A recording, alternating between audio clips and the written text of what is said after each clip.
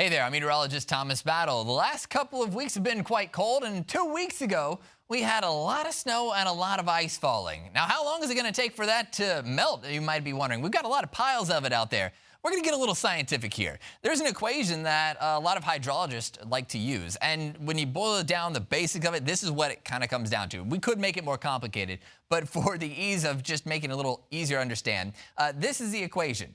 So let's talk about the parentheses first. We have the average temperature of the day, which is going to take your high temperature and your low temperature, and right there in the middle. And you're going to subtract the temperature base, which is just the freezing temperature, 32 degrees. We could do this in Celsius too. It would work just the same, but we're doing it in Fahrenheit because that's what we typically use.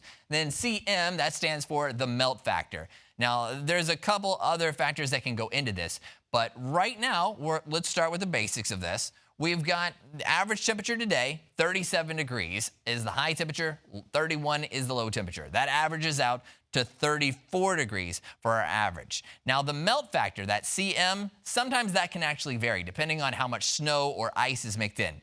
The lower number, which would be 0.1, would happen for more of an icy effect if you've got a sheet of really compacted ice. So it's melting a lot slower versus light, fluffy snow. That's going to be a higher number. That could be 0.5. We're going to kind of lean towards 0.2. I would say since we've seen some melting going on, we're starting to see more slushier conditions out there. So you put all that together. We've got our T average. That's going to be the 34 degrees minus 32.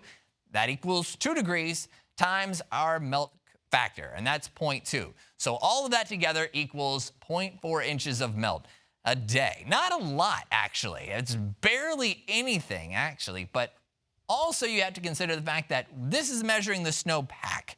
You're going to see a lot more melting going on the edges where that's going to be more impacted by the roads. Conditions changing temperature-wise there, and you're seeing a little more melt happening in those locations. But all of this, we're hoping, can go away a lot faster. We've got some warmer weather ahead of us in the next couple of days, and especially next week could be back in the 50s, and hopefully we'll see a lot less of that ice and snow.